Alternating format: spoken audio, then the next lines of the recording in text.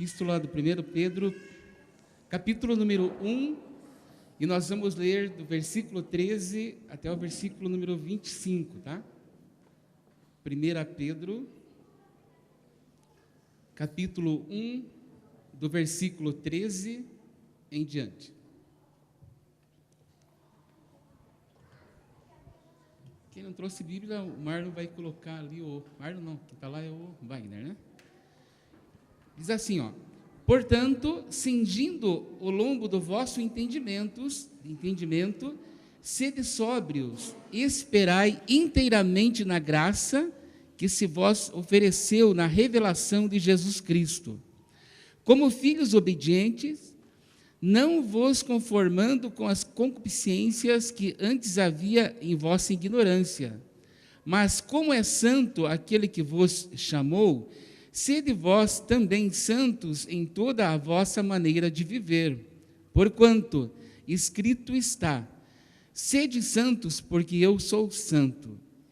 E se invocai por Pai aquele que, sem acepção de pessoas, julga segundo a obra de cada um, andai em temor durante o tempo da vossa peregrinação, sabendo que não foi com coisas corruptíveis, com prata ou ouro, que fostes resgatados da vossa vã maneira de viver, que por tradição recebeste dos vossos pais, mas com o precioso sangue de Cristo, como de um cordeiro imaculado e incontaminado, o qual, na verdade, em outro tempo, foi conhecido ainda antes da fundação do mundo, mas manifestado nesses últimos tempos por amor de vós.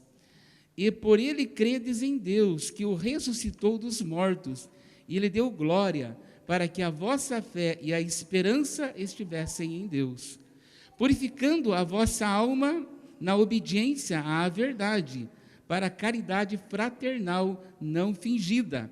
Amai-vos ardentemente uns aos outros com um coração puro, sendo de novo gerados, não de semente corruptível, mas da incorruptível, pela palavra de Deus, viva, que permanece para sempre.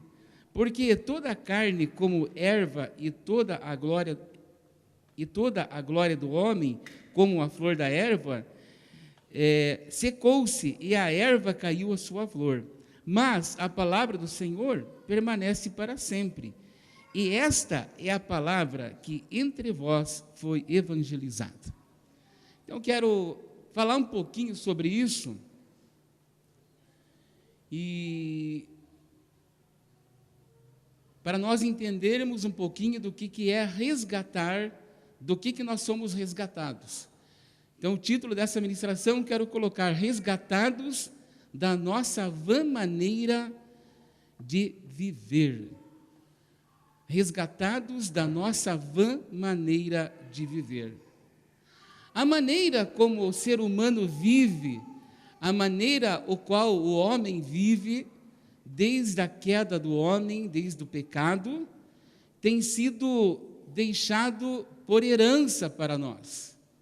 E nós adquirimos essa herança do velho Adão, do homem chamado Adão, do primeiro ser humano, e com essa herança que nós recebemos dele, junto com essa herança, nós adquirimos por parte de Adão, nós adquirimos a vã maneira de viver, ou seja, o viver sem sentido, ou viver sem razão, ou sem entender a razão, ou viver sem entender a causa pela qual nós estamos aqui.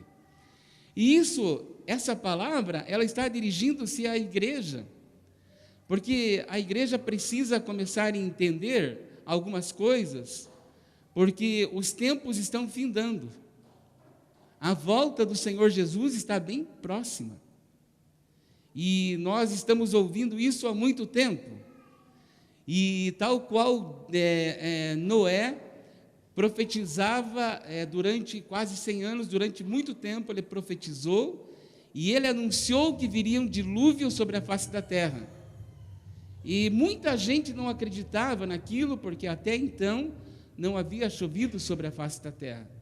Mas Noé foi um profeta de Deus. E ele falou: em poucos dias irá chover, e a terra irá desaparecer, e não vai sobreviver ninguém. Mas Deus me mandou fazer uma arca, e essa arca é um símbolo de Jesus, essa arca é uma simbologia de Cristo, Salvador. Aquele que adentrar a arca, então esse será salvo, esse vai ganhar a salvação. E as pessoas ouviram, e dentro daquele tempo ali, muita gente ouviu, mas ninguém aceitou a pregação do Evangelho, ninguém aceitou. Acharam que não era um louco, achavam que ele estava delirando por construir uma arca tão grande, e não deram ouvidos. E a chuva caiu, e como diz aquela música, né, a chuva caiu e a água subiu, né? E o barquinho flutuou e as pessoas morreram sem salvação. E hoje é a mesma coisa. Então, está sendo pregado o Evangelho, estamos falando de Jesus, amados, e servir a Jesus não é vir todos os domingos na igreja, somente. Servir a Jesus não é você estar frequentando assiduamente seu grupo familiar. Servir a Jesus não é você estar indo na sua célula, apenas. Servir a Jesus vai muito mais além disso, porque os escribas e os fariseus e os sacerdotes na época de Jesus, eles faziam isso muito bem. Eles reuniam-se nas sinagogas, eles reuniam-se em pequenos grupos de oração, e eles ouviam a voz de Jesus, mas eles não mudaram a vã maneira de viver.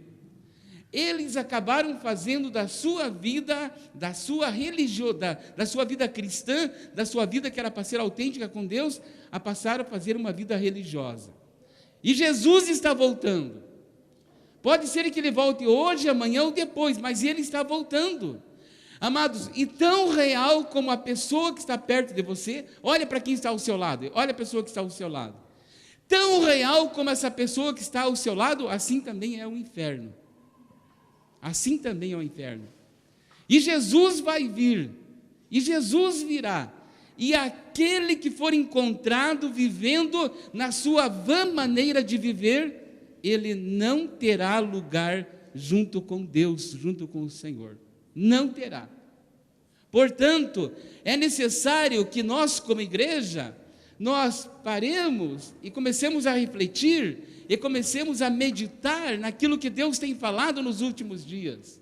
Jesus está voltando e pessoas que estão vivendo de uma vã maneira de viver, elas não vão estar com Deus. Elas vão para o inferno.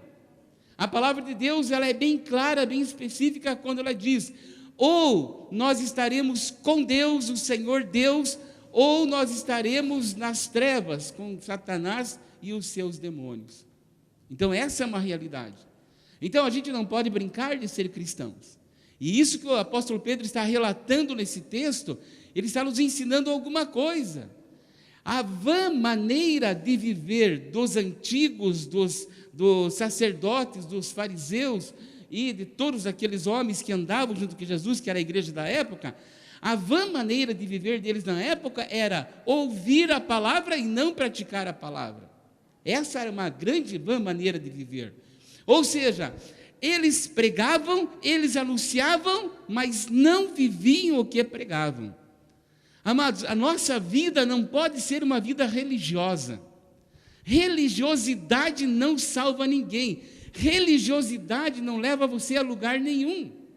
Ser um bom religioso não te leva para o céu. Ser um bom crente não te leva para o céu.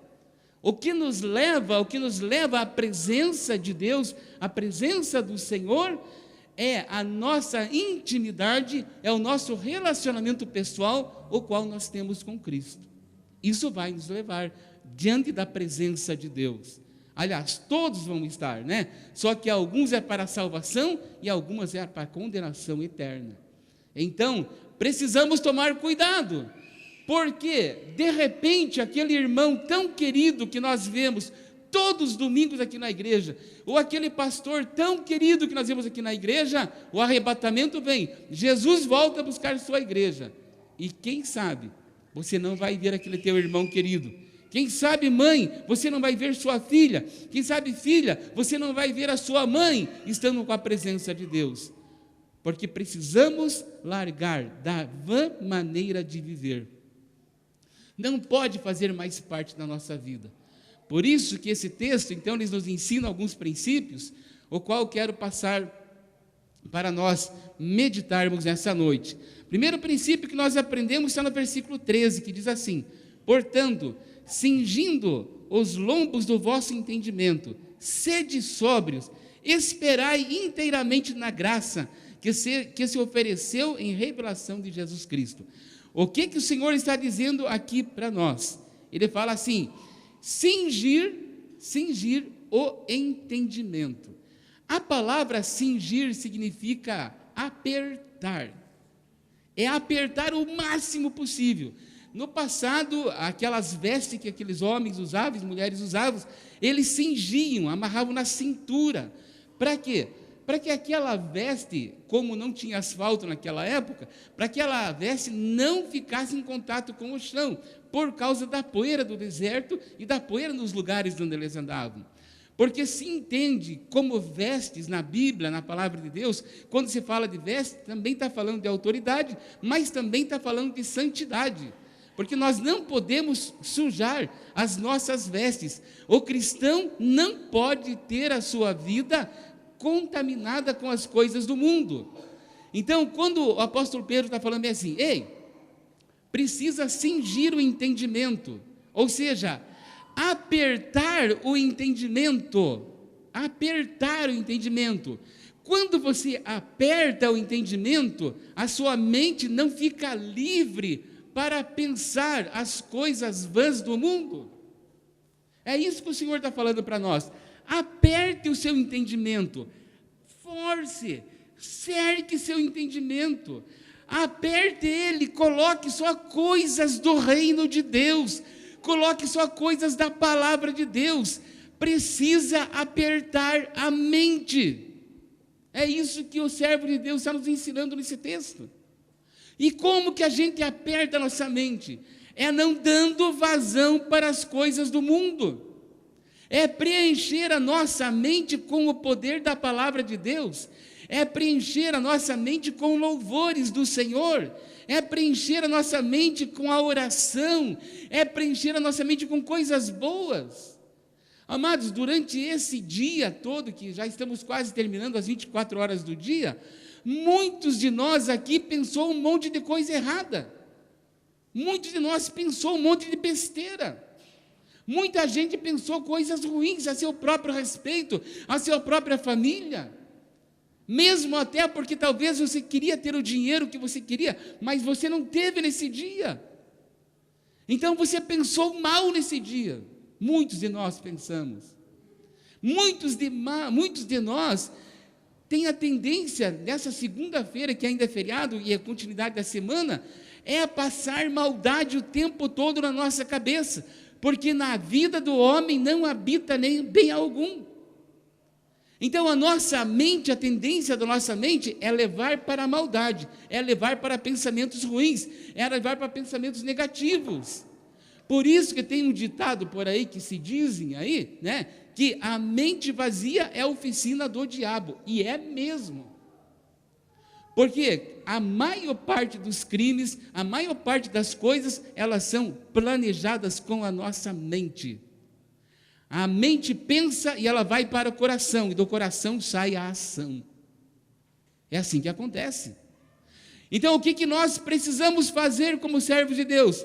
O apóstolo Pedro está falando meio assim, ei, aperta o pensamento, cinja o pensamento, aperta ele, coloca coisas da palavra, coloca o poder da palavra de Deus, coloca o Espírito Santo no teu coração, coloca o Espírito Santo na sua mente. A nossa mente não pode ter uma divisão entre o Espírito Santo e as coisas do mundo. O Senhor fala, igreja, você quer ter um compromisso mais real comigo? aperta o teu pensamento, não deixe você ser levado, não se deixe levar, melhor dizendo, por seus pensamentos, amados. Os nossos pensamentos vão levar-nos à perdição. Isaías 55 diz assim, que os nossos pensamentos não são os pensamentos de Deus, porque os pensamentos de Deus são mais altos do que os nossos pensamentos. Então temos que pensar como Deus. E para pensar como Deus, nós precisamos estar cheios de Deus.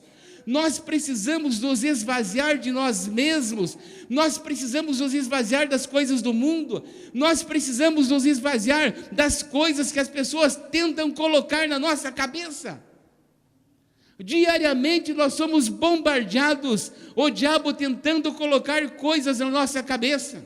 E ele coloca, e se nós aceitamos, nós nos desviamos do grande propósito de Deus para a nossa vida. Por isso que o apóstolo Pedro falou aqui, olha, cinja os vossos lombos do vosso entendimento, seja sóbrio. O que é uma pessoa sóbria? É uma pessoa que sabe aonde está pisando, não é tal qual ao bêbado que anda na rua cambaleando e ele não sabe para onde vai, ele não sabe muitas vezes quem é. A Bíblia fala, seja sóbrio, haja sobriedade na sua vida, sabe? Feche o seu pensamento para as coisas do mal, porque Deus, Ele quer manifestar-se na nossa vida. Amados, nós precisamos hoje sermos uma igreja diferente. Nós não podemos ser mais uma igreja na nação brasileira. Nós não podemos ser mais uma igreja que corre atrás disso ou daquilo, que enche a nossa mente de dinheiro e de prosperidade, ou de cura, ou de libertação, ou de restauração, ou de outras coisas qualquer. A minha mente e a sua mente precisa estar cheia da palavra de Deus, do poder da palavra. E o poder da palavra aperta, o poder da palavra cinge, o poder da palavra vai fechando a nossa mente para as coisas do mundo e abrindo para as coisas do reino de Deus. Então ele nos ensina isso. Então a primeira coisa que nós aprendemos nesse texto é que nós precisamos estreitar a nossa mente, precisamos fechar. Aí ele continua dizendo no versículo 14, ele diz assim, como filhos obedientes, não vos conformando com as concupiscências que antes havia em vossa ignorância. Aquilo já começa a dar características de quem é de Deus e de quem não é. Para você saber quem é filho de Deus e quem não é filho de Deus, uma das grandes coisas é a obediência. E aqui ele está falando bem sério sobre a obediência. Eu vou ler novamente. Olha o que diz o versículo 14. Como filhos obedientes, não vos conformando com as concupiscências que antes havia na vossa ignorância. A palavra concupiscência significa desejo ardente, desejo forte. Então ele está falando assim, ei, como filhos da obediência, não se conforme mais, não sejam conformados dessa vida, só porque aquele irmão faz isso, eu também vou fazer, só porque ciclano faz, eu também vou fazer. Ei, parou o tempo disso. Como filho obediente, mude o seu pensamento, mude, porque antes você era ignorante, você não tinha conhecimento, e a palavra de Deus diz que o povo perece por falta de conhecimento. Mas obedecer, amados, é uma coisa básica para qualquer ser humano. Foi por causa da desobediência que Adão pecou. E foi por causa da obediência de Jesus Cristo que Ele nos resgatou. Então precisamos obedecer. É hora de obedecer a palavra de Deus. A única coisa que você vai levar de bem nessa vida, seja você um jovem, um ancião, um adolescente, uma criança, a única coisa que você vai levar de bem na sua vida é a palavra que ficar no seu coração. O resto é resto. A casa que você mora, ela vai ficar. As roupas que você usa, as roupas bonitas que você usa, as maquiagens, irmãs, que vocês usam para ficarem mais bonitas, e está certo de fazer. Nem no dia do teu velório você vai poder se maquiar, porque vai ser a funerária que vai maquiar você. E é a sua família que vai escolher a roupa que você vai usar. E as outras depois vão vir para o bazar da igreja.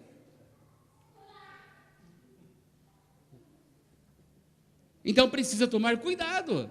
Precisa ser obediente. Amados, e obediência não é para amanhã. Obediência não é para depois. A obediência, tá bom. Não.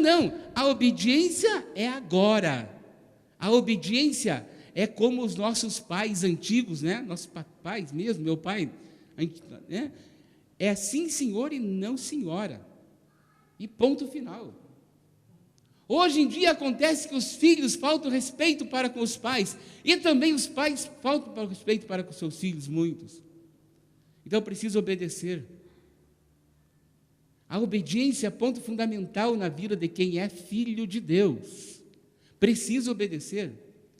E obedecer diariamente a palavra de Deus, pelo menos nós precisamos fazer 3 coisas para sermos filhos obedientes. Conversar com o Pai todo dia, oração, e Ele vai responder, para nós. A outra coisa que nós precisamos fazer também, é fazer com que Ele fale conosco, pela palavra, porque Ele vai falar conosco. Isso são simplesmente obediência. E uma outra coisa também que eu podia colocar é você congregar com os irmãos. Essa pessoa que está pertinho de você aí, ela já faz parte de sua vida. Seja ela seu esposo, sua esposa, seu irmão em Cristo, ele faz parte da sua vida, porque quando nos reunimos nesse lugar de cultos, nesse prédio, lugar de cultos que nós reunimos aqui, nós temos tempo de comunhão com o Senhor. A igreja ora e o Espírito Santo desce. E Ele vem falar no coração de cada um de nós. Então, obediência é ponto fundamental. É melhor obedecer do que sacrificar, diz a palavra de Deus. A segunda coisa é que um filho de Deus, está no versículo 15, que diz assim: mas como é santo aquele que vos chamou, sede vós também santos em toda a vossa maneira de viver. A segunda coisa que nós podemos dizer de um filho de Deus é a santidade. Amados, a igreja não pode copiar o mundo. A igreja não pode copiar o mundo. Tem um monte de dupla sertaneja, cristã, gospel. Que gospel fica mais bonitinho, né?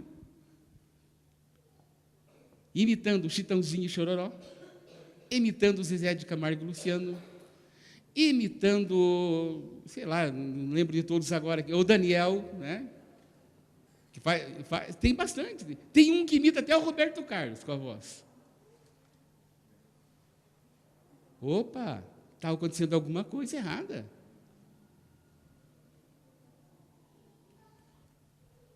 Sede santo em toda a vossa maneira de viver. A igreja é lugar santo. A igreja que eu falo é você, eu. Não esse espaço aqui. Esse espaço é um local de cultos, tá? Mas a igreja somos nós e precisa haver santidade aqui. Precisamos ser santos. Assim como Ele é santo, sede vós santos em toda a vossa maneira de viver, em toda a vossa maneira de proceder, em toda a vossa maneira de agir, em tudo aquilo que você fizer, tem que ter santidade.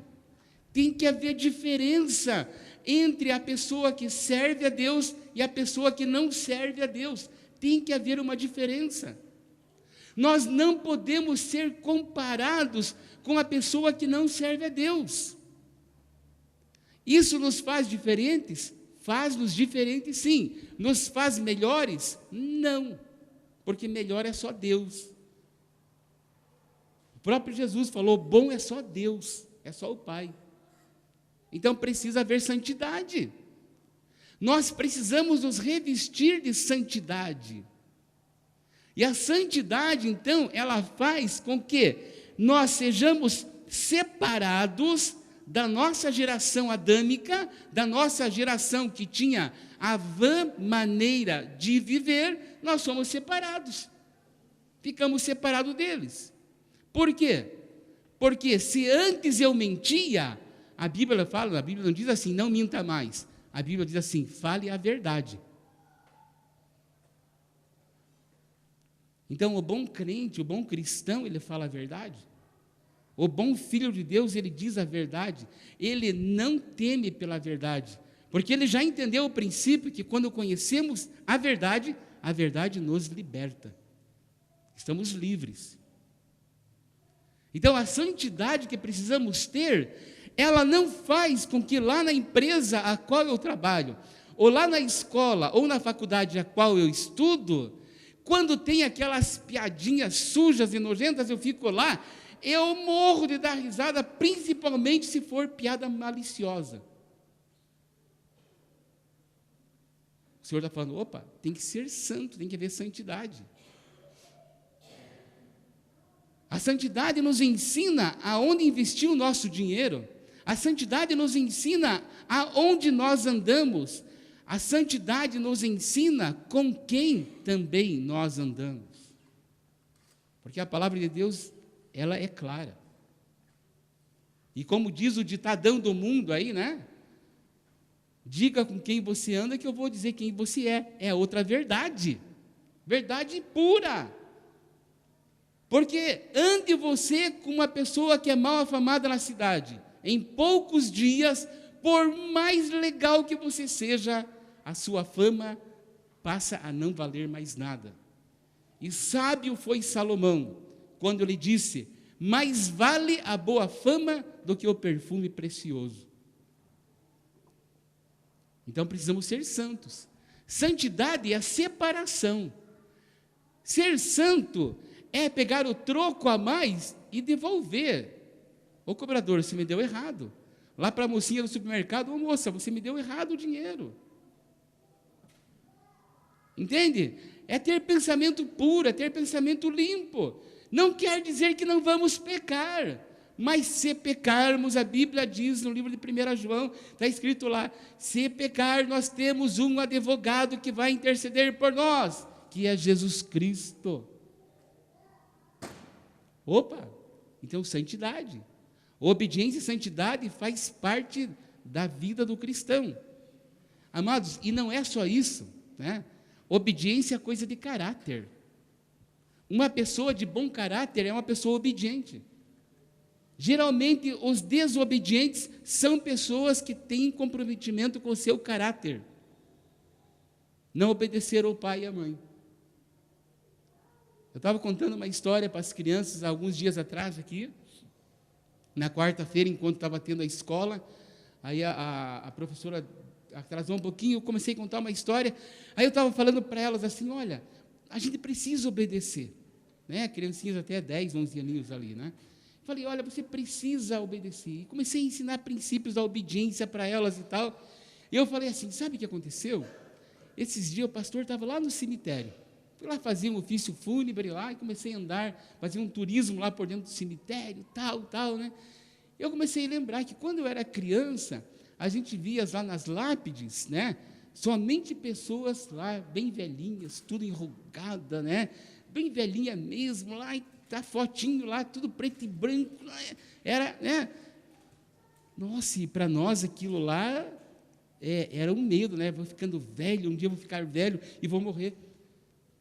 Para minha surpresa, eu comecei a passar para aquelas lápides, cruzar aquelas ruas dentro do cemitério, eu comecei a ver rostos de meninos, mais meninos e meninas, e eu vi pessoas tão novas, tão novas. E eu comecei a apreciar e comecei a olhar a data de nascimento e a data do falecimento. E a grande maioria eram pessoas de 15 a 25 anos de idade. Mortas. E quantas vezes talvez o pai falou para aquela filha, ou a mãe falou para aquela filha, não faça isso, filha. Não aceite ninguém no seu Facebook que você não conheça. Não aceita. Tem gente mal intencionada que eles alugam a cabeça. Filha, não se mete com aquela menina, que aquela menina tem problema sério com a família. Você entende como é que é? E não obedece. Então a obediência é ponto fundamental para o crente, para a pessoa. A obediência é questão de caráter. É caráter, está dentro de si próprio. Deixa eu dar mais um exemplo aqui para nós. Outra coisa boa que o Senhor fala é no versículo número 17, que diz também assim, ó. E se invocais por Pai aquele que, sem acepção de pessoas, julga segundo a obra de cada um, andai em temor durante o tempo da vossa peregrinação. Essa palavra temor aqui não é medo de Deus, mas é temor, é respeito a Deus. Nós precisamos respeitar Deus, irmãos. Nós não podemos brincar com a santidade do Senhor. Ele está falando meio assim, ó, já que você se converteu, já que você está no caminho agora, precisa temer, porque a tua peregrinação aqui na terra, o tempo que você vai passar aqui é longo, é distante. Então tem que temer ao Senhor. Amados, e temer ao Senhor não é deixar de vir no culto, ou deixar de vir no culto e falar para o líder, não deu para mim. Não é isso. Temer ao Senhor é ter respeito a quem Deus é. Afinal de contas, Deus é o Criador de todas as coisas. Afinal de contas, Deus, Ele é o Ser Supremo, Ele é o Senhor Supremo de todas as coisas, é aquele o qual a Bíblia diz que nem um fio de cabelo cai da nossa cabeça sem a permissão de Deus. Então precisamos ter temor ao Senhor. E temor ao Senhor aqui dentro da igreja é muito fácil, porque o meu irmão está vendo. Então eu levanto a mão, eu oro, eu leio a Bíblia, eu digo aleluia, eu dou uns pulinhos na hora do louvor e está tudo bem. Mas temor ao Senhor é amanhã, na segunda-feira, quando você pegar o seu carro, quando você pegar o seu ônibus, quando você sair para o trabalho e você está sozinho e você temer a Deus. Você vai falar assim, isso eu não faço porque vai desagradar o meu Deus. Você vai segurar, porque você teme a Deus. Você vai ser um cristão que ama a Deus, que ama o reino de Deus, que ama a obra de Deus. Você vai ser um cristão que você entrega a sua oferta e o seu dízimo na igreja, não por obrigação, e não para você prosperar, não para você ficar rico, não para você ganhar uma empresa maior, não para você ter diversos negócios, não, você vai entregar a sua oferta e o seu dízimo na igreja, porque você teme ao Senhor. E por causa disso, Ele te abençoa. Então o Senhor está falando, precisa temer. Então, obediência, santidade, temor ao Senhor, eles nos tiram da vã maneira de viver. Nós não podemos ter uma vã maneira de viver mais. Nós temos que saber por que nós estamos aqui. Irmão, cada domingo que você vem na igreja, cada semana que você vai para a célula, cada semana que você vai para o grupo familiar, você tem que saber por que você está lá. Você tem que saber por que você está aqui na igreja. Precisa saber por quê. Porque senão você vem pela sua vã maneira de viver e você está indo para o inferno. Precisa mudar a mente, precisa ser cheio de Deus para não dar espaço para as coisas do mundo. Porque se a sua mente, se a nossa mente está cheia de Deus, não tem espaço para outra coisa. Deus vai fazer uma grande obra. Mais uma coisinha aqui que eu quero mencionar com vocês, versículo 18. Diz assim: sabendo que não foi com coisas corruptíveis, como prata ou ouro, que fostes resgatados da vossa vã maneira de viver, que por tradição recebeste dos vossos pais. Esse versículo está falando de religiosidade também. Está falando assim: ei, não seja religioso. Ir na igreja todo domingo não vai te levar a lugar nenhum. Vai fazer com que você saia da sua casa e perca tempo.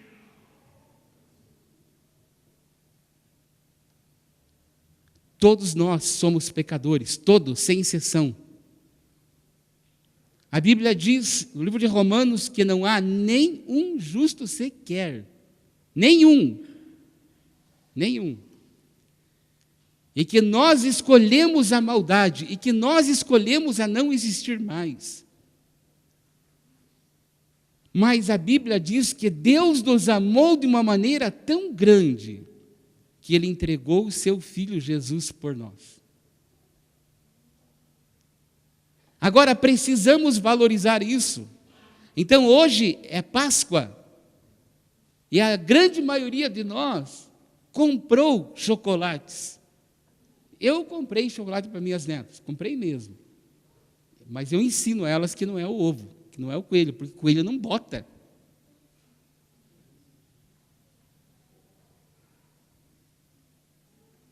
E comprei um bom presente para elas.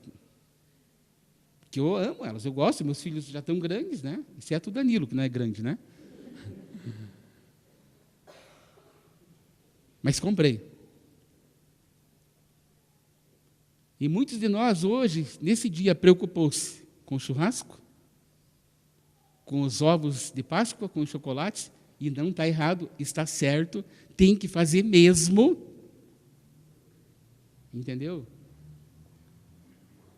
Mas não foi por coisas corruptíveis que Cristo morreu. O fato de estarmos aqui hoje é que a nossa condição era de morte. O salário do pecado é morte. Todos pecaram e morreram. Então o nosso estado é morto. Amado, se você, olhe para a pessoa que está ao seu lado, olhe assim, à sua esquerda, à sua direita. Se puder, olhe para trás. Se não for Jesus na vida dessa pessoa, essa pessoa é um defunto. Você gosta de conversar com o defunto? O defunto, depois de alguns dias, começa a cheirar mal. Cuidado, hein? Porque se nós não tomarmos posição diante do reino de Deus, daqui a alguns dias muitas pessoas vão vir para a igreja e vai começar a ter um mau cheiro perto de você, porque defunto fede. E nós pensamos que somos grandes coisas, né? A palavra de Deus, nesse versículo 18, está ensinando a seguinte coisa para nós: não foi com prata, que é um bem precioso, que é um valor precioso, não foi com ouro, que é um bem mais precioso ainda, um valor mais precioso, pelo qual eu fui resgatado, pelo qual você foi resgatado. Se fosse lá pela quantidade de ouro que Salomão construiu o seu templo, se fosse pelaquela quantidade de ouro, tudo bem, o ouro ele pode até desvalorizar, mas eu e você, nós somos comprados, remidos pelo sangue de Cristo, por um valor incorruptível. É por isso que tem que valorizar. Então, se você dança, é por causa do sangue de Jesus. Se você faz, é por causa de Cristo. Se você está aqui nessa noite, é por causa de Jesus. Não é pelos seus méritos, não é porque nós merecemos, não é porque nós achamos, mas é por causa de Jesus. Porque não foi a prata e não foi o ouro que me comprou, mas foi o sangue precioso de Jesus. E tem que valorizar. Então precisamos dar valor ao que tem. Você deixa uma nota de R$100 em qualquer lugar? Claro que não, né? Mas quando se tiver uma, né? Nem 10 você deixa em cima da mesa dando sopa na sua casa. Porque vai embora. Você deixa a sua carteira com dinheiro no dia que você recebe o pagamento, você senta no ônibus lá e deixa a sua carteira ali? Quem que faz isso? Não. Quando você vai lá sacar dinheiro no banco lá, você vai, coloca seu cartão lá, senha 1, 2, 3, 4, fala alto. Não, você cobre lá com a mão e digita lá, né? Faz escondido, porque você está protegendo o que é seu. E por que com Jesus Cristo nós não protegemos? E por que com Jesus nós brincamos? E por que Jesus nós ficamos bravos, nós ficamos zangados? Por que com Jesus nós não honramos e não respeitamos? Foi pelo alto preço que nós somos comprados. Entende? Então a igreja precisa valorizar. Entende? Senão, amados, nós vamos ver aqui, domingo após domingo, domingo após domingo, domingo após domingo. Aí daqui a alguns dias vamos ouvir uma trombeta. E muita gente vai ficar. Muita gente vai ficar. Até que essa cadeirinha aqui é confortável, né? Por mais que ela vai esquentar um pouquinho depois, né? Eu quero encerrar esse pensamento. Eu quero falar aqui sobre o que Cristo fez por nós. A prontidão de Cristo por nossas vidas. E o versículo número 20, ele fala bem sobre isso. O qual, na verdade, em outro tempo, foi conhecido, ainda antes da fundação do mundo, mas manifestado nesses dias, nesses tempos, por amor de vós. Bem rapidinho aqui. Adão pecou. Amados, foi por causa de um pecado que aconteceu a maior desgraça na humanidade. Foi por causa de um pecado que Adão pecou. Esse pecado trouxe o maior transtorno para a humanidade. Mas Jesus, melhor Deus, na hora, ele já tinha proposto. Ele fez as vestimentas para Adão e Eva, para quando foram expulsos do Éden, de peles, sacrifício. E ela anunciou em Gênesis 3,15. Ele falou que viria um descendente que iria esmagar a cabeça de Satanás. Ele prometeu. E ele foi prometendo no decorrer dos tempos, através de Isaac, através de Davi, através de tantas outras pessoas. Ele prometeu. Mas a palavra de Deus diz que Jesus, aquele que ao terceiro dia ressuscitou, que hoje comemoramos a ressurreição de Cristo, a palavra fala assim que antes da fundação do mundo, ele já tinha dito assim: Pai, eu morro por eles, eu dou a minha vida por eles. Antes da fundação do mundo, Jesus já tinha dito sim para você, já tinha dito sim para mim. Ele falou assim: eu vou morrer por vocês. Ele falou: Pai, não se preocupe, Pai, porque eu estou dizendo sim, eu digo sim para o Senhor. Essa foi uma das maneiras que Jesus prontificou-se e Ele fez para que nós pudéssemos ter a salvação e a vida. Olha o que diz o versículo número 21. E por Ele credes em Deus, que o ressuscitou dos mortos e lhe deu glória, para que a vossa fé e esperança estivesse em Deus. Olha o que diz o versículo. E por Ele credes em Deus, que o ressuscitou dos mortos e lhe deu glória, para que a vossa fé e esperança estivessem em Deus. Você sabe por que Deus ressuscitou Jesus? Você sabe? Deus ressuscitou Jesus para você. Ele falou assim: eu sou a ressurreição e a vida. Aquele que crer em mim, ainda que esteja morto, condição da humanidade, viverá. Ainda que esteja morto, vai ter vida. Então Jesus, ele ressuscitou por nós. Então ele morreu na cruz, ele foi sacrificado na cruz do Calvário, mas a palavra de Deus diz que no terceiro dia ele ressuscitou, e através da ressurreição de Cristo, a palavra de Deus fala que por causa da ressurreição, nós fomos regenerados em Cristo, nós obtivemos uma nova geração em Cristo Jesus, nós fomos feitos de novo, nós nascemos de novo, nós somos uma geração depois do Calvário, uma geração eleita, sacerdócio santo, povo adquirido, que ninguém pode tocar na vida do cristão, ninguém pode tocar, porque maior é aquele que está conosco do que aquele que está no mundo. Então, amados, nós precisamos ter uma mudança na nossa mente. Nós precisamos saber quem nós somos. Amados, os crentes, eles estão apavorados com o inferno. Mas justamente é o contrário. É o inferno que tem que estar apavorado com os crentes. Porque quem está com as chaves do inferno é o nosso Senhor Jesus Cristo. Quem está com as chaves da morte é o Senhor Jesus Cristo. Portanto, se Jesus tem a chave da morte e a chave do inferno, eu também tenho ela nas minhas mãos. E tudo que eu ligar aqui na terra será ligado no céu.